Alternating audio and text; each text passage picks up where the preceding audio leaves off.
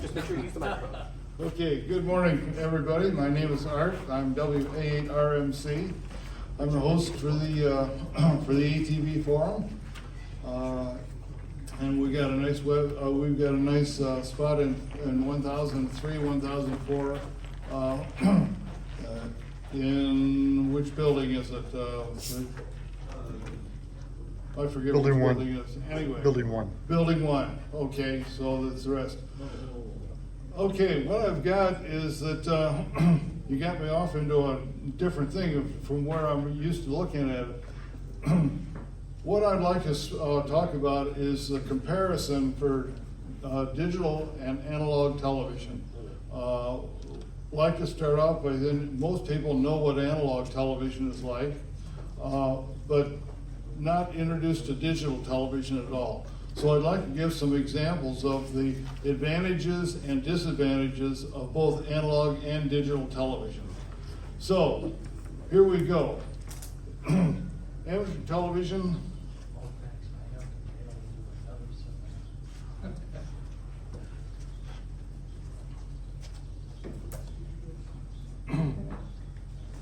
First of all, the analog characteristics. Is that right? No, you back. You're the back there and it flips back. There you go. There. Okay. Now you see where we're at.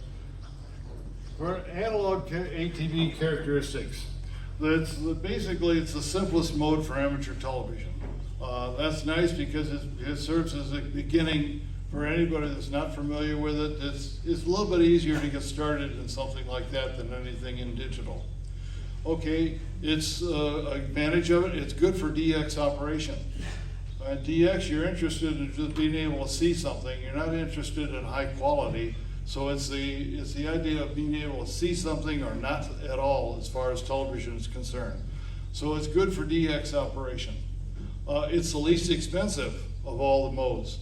The equipment is basically obsolete now, but it's available. If you keep your eyes open in the flea market, it's available there. And so it's the least expensive to get started. It's the relaxed amplifier linearity requirements. You can have the least least quality of the amplifiers and still get a decent picture with analog. Digital is quite different. I'll explain that in a minute here. It's got relaxed, the bandwidth is greater than digital modes. Doesn't have to be, but in general, it is greater than digital modes. Digital modes, you can narrow the bandwidth down to suit the application, saving spectrum space, and it allows more people to be operating in the same band alongside each other. The sound is, just a separate point. The sound is separate from the subcarrier signal. You can include sound, or you can add sound, or not have sound. You can just picture it, it's okay. It's a real-time signal. And you'll see when I explain the digital modes that what you see is what you get. There's no delay, there's no what we call latency in the system. It's real-time. It's very handy if you're trying to operate duplex or talk to somebody. There's no delay, you don't have to wait for it. It's normally a lower resolution signal. If you've got DX operation, you don't care whether it's a fuzzy or whether it's a out of focus signal or a low resolution signal. You just look and see is the signal there. So it's normally a lower resolution than a digital signal. Okay. There's a picture of some of the obsolete, I say they're all obsolete. The top one is a PC electronics unit, companion receivers. I show these mainly so that you can recognize them here. So if you happen to spot something out in the flea market, that somebody says, hey, you know, I want $5 for this. You know whether you're getting something that you recognize.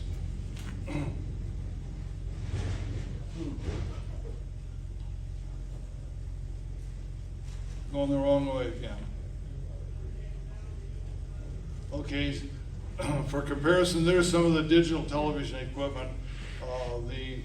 The top left is the HP100E. This is made by High-Des in Taiwan. They're the primary vendor for digital television equipment, and that's kind of what it looks like. Below that is the HV110. It's a simple digital receiver. Cost is about $120.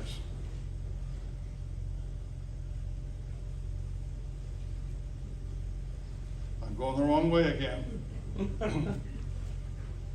Okay, now just an analog, I've got an analog versus digital signal reporting type of thing. Is that what's the signal look like from an analog and digital perspective? Analog, it's in picture units, P0 through P6. Each P number is 6 dB in signal improvement or deterioration, depending which way you're going. And the first one you can see is just barely a recognizable picture. It's something you say the signal is there, but you don't really know what it is. What do you see digital? It's a blue screen, nothing, absolutely nothing. P1's getting a little bit better. Now what do you see digital? It's a perfect picture.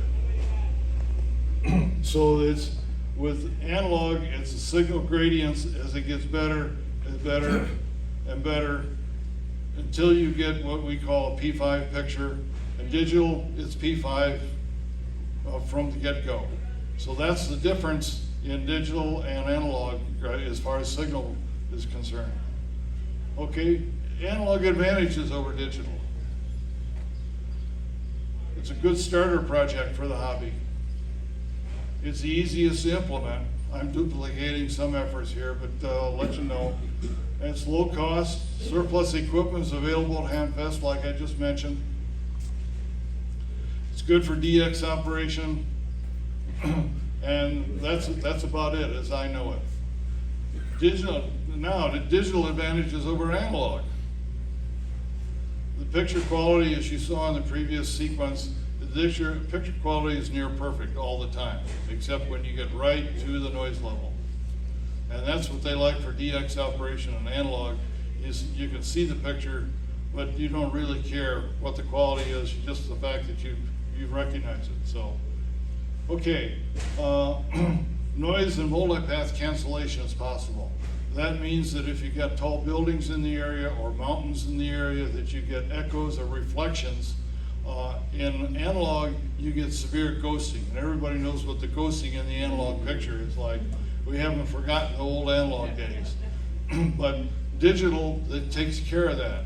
And so that you don't see any ghosting, the processor takes care of the cancellation until the ghosting gets so bad that it can't handle it. Then you get what we call pixelization. It's the pixels jump all over the place, or it just goes to a blank screen. Normally, digital occupies less bandwidth. It can be greater if you go on to transmit high definition TV, and that you can do also with digital, but normally you'd operate with a narrower bandwidth. At ATCO in Columbus, Ohio, we use a 2 megahertz bandwidth, which is satisfactory for most stuff. Analog takes up considerably more bandwidth. You'll see in a minute here. There's less transmit power required for a P5 picture. In general, that's the case, but we can explain that further if we want to go into more detail. And most important, it's always neat to be on the bragging rights. You get the bragging rights, say, hey, I've got a digital picture. You don't have anything like that. Boy, this is neat, okay? So that's important too. Be able to brag about what you're doing. High resolution signals are possible with digital for HD TV, high definition television. Okay, just as an example, I've got the analog, here's an analog signal. That's an analog signal, the peak signal there, and these little blurps on either side are the sound subcarriers, below and above the carrier. And that takes up typically about 13 megahertz of band space. Not all of it is high signal, but it does take up that much room. Unless you supply filters, it takes up more than a 6 megahertz bandpass. There's a in comparison, there's a DVB-S signal, that's a satellite format. It occupies 4 megahertz in that manner, and it can be smaller, it can be 2 megahertz. So there's a spectrum savings right off the dig that.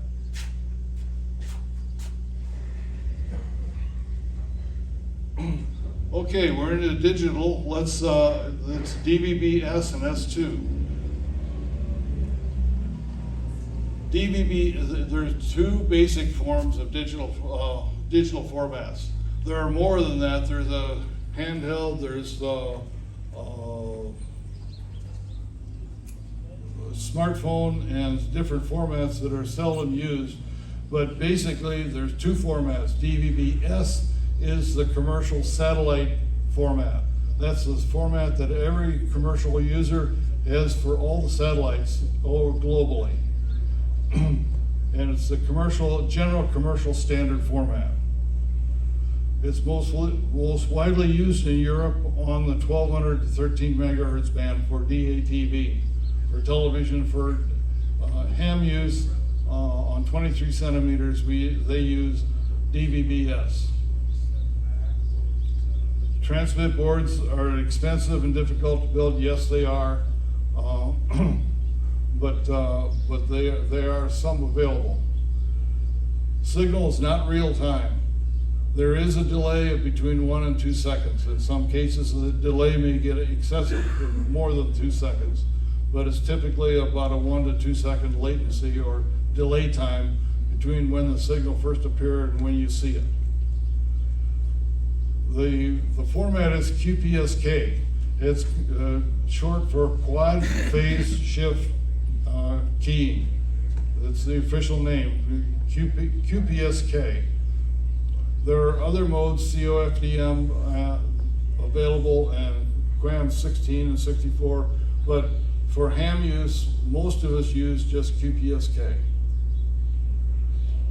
MPEG-2, H.262 and 64 is the normal encoding used. You don't have to remember that. It's just something to impress everybody. Got it? Okay. Well, why didn't you use MPEG-4? I don't know what MPEG-4 is. 264 and MPEG-4 basically the same. Is it? Oh, it's 260. It's 264. I didn't know what that was. Yeah. Okay, you got me. No, I didn't want to get you. I was just curious. No, that's okay. Error correction. There's error correction with Reed-Solomon and forward error correction. I'm not going to define what Reed-Solomon error correction is. It's quite a detailed software algorithm that takes place.